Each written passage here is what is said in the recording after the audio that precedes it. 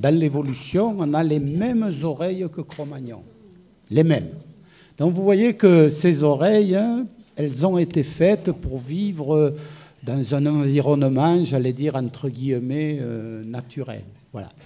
Et donc, quand on est dans la nature, il y a peu de sons au-dessus de 80 décibels, 90, hein, pour dire les choses. Et donc, quand on arrive dans nos sociétés industrielles, ben, il y a beaucoup de bruit qui dépasse largement les 80 décibels. Il y a d'ailleurs une loi, hein, pour le travail. La loi interdit de travailler plus de 8 heures, hein, au-dessus de 80 décibels. Si vous travaillez, s'il y a 83 décibels, là je fais un petit cours de physique, hein, 83 décibels, quand on passe de 80 à 83, on double la pression. On la double, hein, voilà. Et donc là, vous ne pouvez être exposé que 4 heures, puisque la durée légale, c'est 8 heures. Si c'est 86, ça fait 2 heures. Si c'est 89, ça fait 1 heure. Si c'est 91, ça fait une demi-heure. Et donc, si vous êtes exposé à plus de 80 décibels, il vous faut mettre des protections auditives. Alors le problème, c'est que dans la législation et les bruits de loisirs, la loi a évolué, hein, c'était 105 décibels, elle est quand même passée à 103 décibels dans les boîtes de nuit. Vous voyez que par rapport à la législation du travail, vous êtes largement au-dessus. Donc normalement, les gens qui distribuent, les barman, qui sont des salariés, voilà, ne devraient pas passer plus de 2 minutes et demie dans une boîte de nuit. Voilà. Ce qu'il faut bien avoir en tête, c'est qu'il y a une relation entre l'intensité du bruit, le fait qu'il soit fort, et la durée d'exposition. C'est-à-dire, c'est exactement comme le soleil. Vous allez à Palavas à 13 heures en plein mois d'août, vous attrapez un coup de soleil en 10 minutes. Vous allez sur les plages de la Baule, je vise personne, hein, à 3 heures de l'après-midi, vous attraperez un coup de soleil au bout de 4 heures. Voilà. Donc il y a une relation entre la durée d'exposition, c'est pour ça que c'est difficile de parler de décibels. Hein, voilà. Donc plus vous exposez longtemps, plus c'est dangereux. Voilà. Donc il y a une relation. Et là où on s'inquiète un peu sur l'audition des jeunes, c'est les écouteurs. Hein, parce qu'il y a beaucoup de personnes qui portent des écouteurs d'abord toute la journée.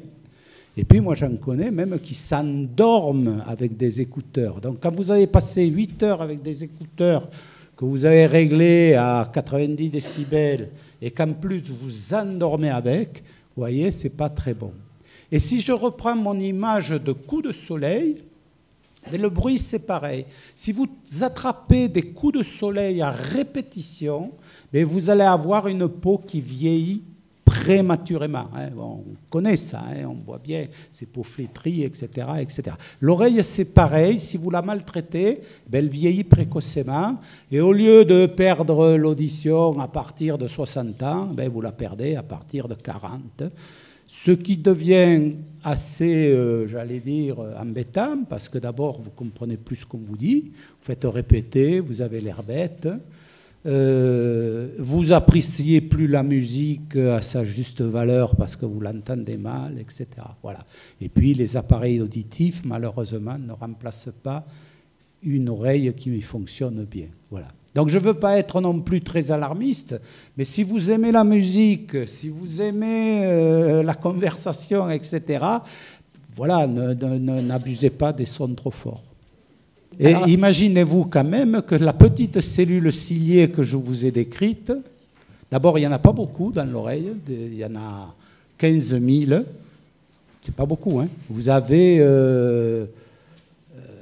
plus de 20 millions de photorécepteurs, hein, dans l'œil.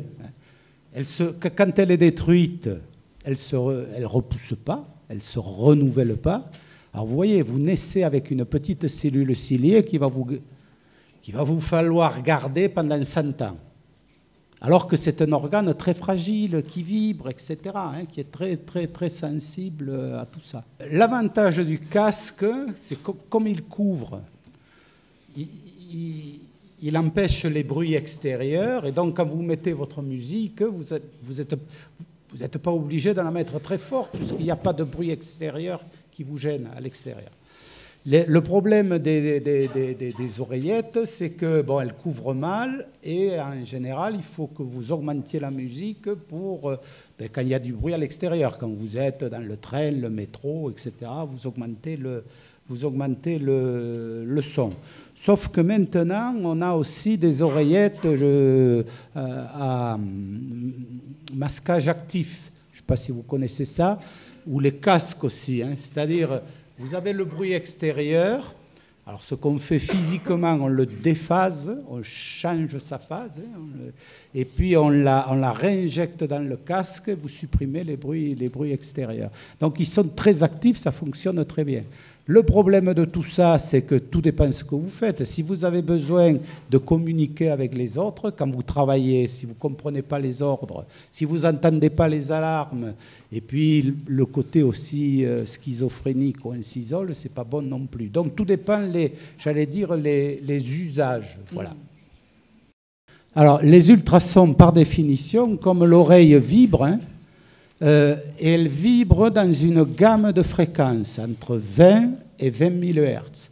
Donc tout ce qui est en dessous et tout ce qui est au-dessus ne fait pas vibrer l'oreille. Et donc ce qu'on appelle le son, c'est précisément ce qu'on entend, entre 20 et 20 000 Hz. Donc les ultrasons, entre guillemets, pour l'oreille, ne sont pas dangereux. Hein? Pour nous. Pour la souris, pour le dauphin, oui, hein, voilà. Ça, c'est la première chose. Alors, est-ce qu'il y a des sons plaisants et des sons non plaisants? Alors, d'abord, d'un point de vue purement neurophysiologique, oui. Ce qu'on appelle neurophysiologique, c'est du point de vue du fonctionnement du cerveau. Donc, du point de vue du fonctionnement du cerveau, oui, on a fait écouter tout un tas de sons, des centaines de sons à des gens. On leur a demandé de les classer entre plaisants et non plaisants. Alors, les sons non plaisants, je vais vous en citer un, hein, vous allez voir, c'est la craie qui crisse sur le tableau noir et qui vous donne des frissons dans le dos. Hein. Vous l'avez, voilà, hein, je vous ai... et ça, c'est neurophysiologique, vous les avez, les frissons, les poils qui se hérissent, etc. Et puis, dans les sons plutôt plaisants, c'est tout ce qui est bruit d'eau, cascade, etc.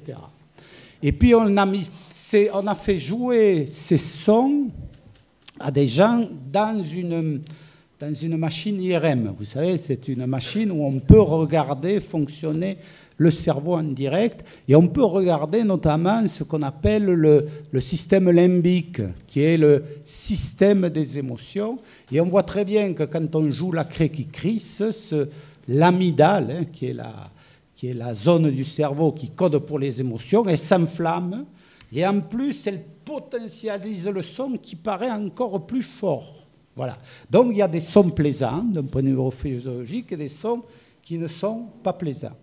Et donc ces sons non plaisants, c'est plutôt des sons aigus. Et ça me permet de parler aussi d'une pathologie, parce que dans la musique trop forte, etc., il n'y a pas que la surdité, il y a aussi ce qu'on appelle les acouphènes, c'est ces sifflements, ces bourdonnements d'oreilles incessants. Vous avez une cocotte minute dans la tête, vous ne pouvez plus vous concentrer, vous ne pouvez plus... certains, ça peut amener au suicide, c'est pas rien.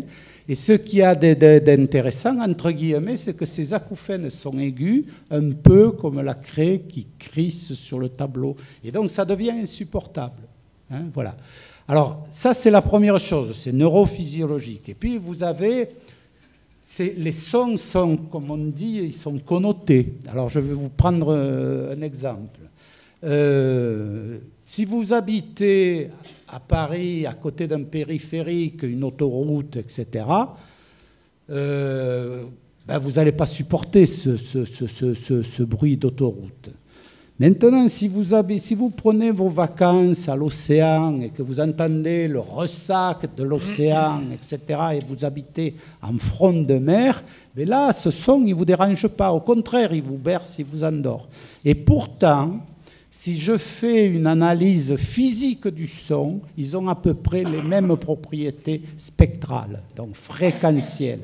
Donc ça veut dire que, en plus, votre mémoire code ou identifie ou engramme le son comme étant positif ou négatif. Ben, l'océan, c'est les vacances, l'autoroute, c'est le travail. Voilà. Les architectes connaissent très bien ce phénomène parce que justement, quand ils ont des constructions à faire en bordure d'autoroute ou autre, ils font souvent des pavillons avec des patios à l'intérieur et ils mettent une fontaine et des arbres.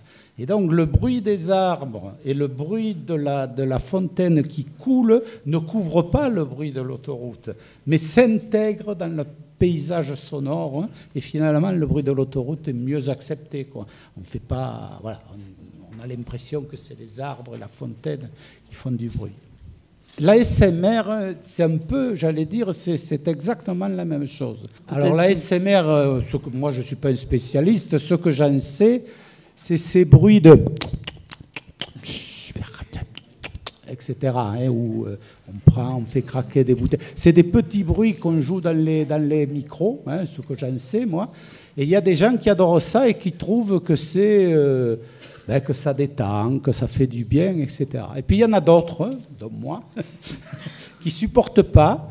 Et il y a une pathologie qu'on appelle la misophobie. C'est des gens qui ne supportent pas certains sons. Et dans ces sons, évidemment, il y a tous ces sons de la ASMR et puis ces sons de déglutition que certains ne supportent pas, des sons voilà, tous ces bruits, les os, les gens qui font craquer les os, etc., etc.